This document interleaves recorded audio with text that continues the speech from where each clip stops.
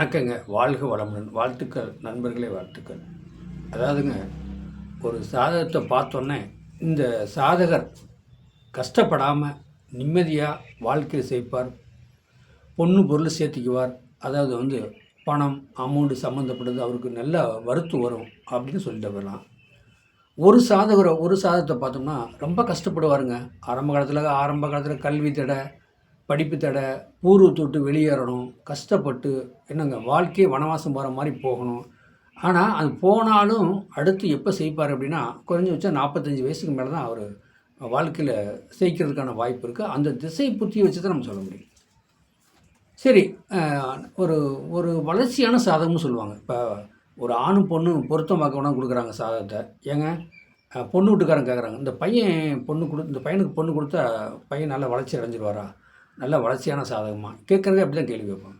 ஒரு பொண்ணு வீட்டுக்காரங்க அப்படி தான் கேட்குறாங்க. அதே மாப்பிள்ளை வீட்டுக்காரங்க கேட்குறாங்க, இந்த பொண்ணை கட்டினாங்க, இந்த பொண்ணு வந்த நேரம் குடும்பத்தில் நல்ல வளர்ச்சி அடையுமா, நாங்கள் முன்னேற்றத்துக்கு வருவோமா, வருமானத்தை சேமிப்போமா அப்படிங்கிற கேள்வியோடு தான் பொருத்தம் பார்க்க வரவங்க கேட்குறாங்க. இப்போ ஒரு சாதகம் வளர்ச்சி அடையுமா அடையாதா அப்படின்னு ஒரு ஆண்மகன் சாதகத்தில் பார்த்தாலே, லக்னாதிபதி சொல்லக்கூடாது அப்படின்னா, லக்னாதிபதியும் சரி, 2 கூடையுமே 11 கூடையுமே என்னங்க 3, 6, 8, 12 நட்சத்திரம் இருக்கக்கூடாது. 3, 6, 8, 12 பார்வை இருக்கக்கூடாது. 3, 6, 8, 12 என்ன சொல்லுதுங்க, அவரோட சேர்ந்து இருக்கக்கூடாது. மெயினாக பாருங்கள். அப்போ 3, 6, 8, 12 சேர்ந்து இருக்கக்கூடாது.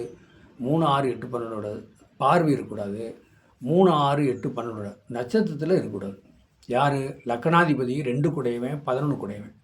அப்படி இல்லாமல் சுபக்கிரகம் பார்க்குது, குரு பார்க்குது, சுக்கிரன் பார்க்குறாரு, நல்ல நிலைமையில் இருக்கார் அப்படின்னா, அப்படி இருக்கும்போது அது வளர்ச்சியான சாதகம் சொல்லலாம். இது எப்படின்னா மேலும் மேலும் வளர்ச்சி அடையக்கூடிய சாதகங்க அப்படி சொல்லலாம். சரி, இப்போ ஜனன காலத்தில் ஒரு பிறந்திருக்காரு, நல்ல திசை ஓடுது. அப்போ ஆரம்ப காலத்தில் ஒரு 7 வயசுக்கு மேலே நல்ல திசையை ஆரம்பிக்குது அப்படின்னு கேட்டால் வச்சுங்க.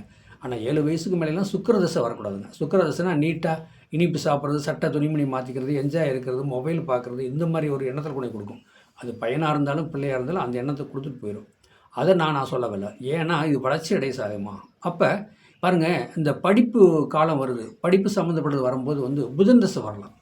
அந்த புதன் தசை வரும்போது பார்த்திங்கன்னா 17 வருஷம், அதாவது நல்ல கோர்ஸ் முடிச்சுட்டு நீட்டாக வெளியில் வந்துடுவார்.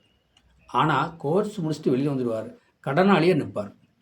கடனும் அதை புதன்நிலை என்ன சொல்லுதுங்க, கடன் சம்மந்தப்பட்டது, கடனில் லாக் பண்ணுறது, எதிரி வளர்த்துக்கிறது, பிரச்சனை சிக்கலை கொண்டு மாட்டிக்கிறது. ஆனால் கல்வி நல்லா படிப்பார், கடன் வாங்கி படிப்பார், இல்லைன்னா நல்லா படிப்பார், எதிரி பக்கத்தில் பிரச்சனை சிக்கலை போய்ட்டுருக்கும். இதுதான் புதனோட திசை. புதனோட இதில் வரும்போது அப்போ அந்த புதன் திசை வரும்போது புதன் திசை முடியுங்களே நல்லா படித்து வந்துடுவார். ஆனால் பிரச்சனை சிக்கலை தான் வருவார்.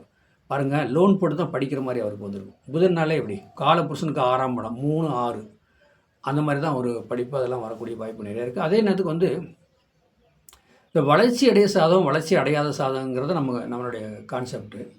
அப்போ 2 கூடையுமே 11 கூடையுமே 2ஆம் இடங்கிறது ஆரம்ப கல்வி, 4ஆம் இடங்கிறது உயர்கல்வி, 9, 4 உயர்கல்வி சேரக்கூடியது. அப்போ ஒரு மனிதன் புதன் திசை வந்துச்சுன்னா படிப்பு சம்மந்தப்படுது. புதனுக்கு அடுத்து கேது வரும்போது அந்த வேலை கிடைக்கிறதுல கொஞ்சம் சிரமத்தை கொடுத்துட்டு, அப்புறம் சுக்கிர திசை வரும்போது ஒரு நல்ல மாற்றத்தை கொடுத்துட்டு போகும், மேரேஜ் பண்ணிடுவார். அந்த மாதிரி ஒரு அமைப்பு இருக்குது. ஆனால் அதே நேரத்துக்கு நல்ல வளர்ச்சியான சாதகம்னாலே லக்னாதிபதியை 2 கூடையும் 11 கூடையும் குரு பார்வை இருக்கணும், நல்ல இடத்துல இருக்கணும். அந்த குரு பார்வை இருக்கணும். லக்னாதிபதி 2 இருந்தாலே, லக்னத்தில் இருந்தாலே, எங்கே இருந்தாலும் சுபகிரகம் மின்னும் பின்னும் இருக்கணும். சுபகிரகம் இருக்கணும், மின்னும் பின்னும் இருக்கணும். பாவகிரகம் மின்னும் பின்னும் இருக்கக்கூடாது. இப்போ குரு பகவானே இருக்கார் வச்சுக்க, முன்னாடி சனி இருக்கார், பேக்கில் பின்னாடி கேது பகவான் இருக்காருன்னா, அது பாவகிரகம் இருக்கும்போது அவரை எந்த வகையிலையும் வளர விடாது, வாழ்க்கையில் செய்க்க விடாதுங்க.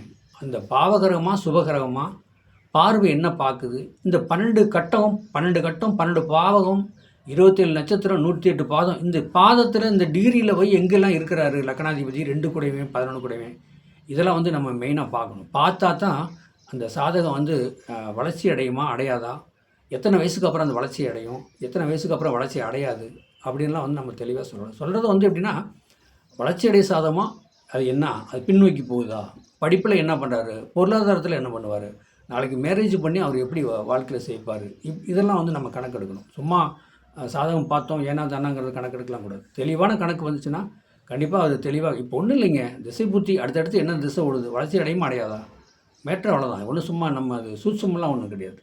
அதை பார்த்து தெரிஞ்சுக்கலாம். வாழ்க வளமுடன், வாழ்த்துக்கள்.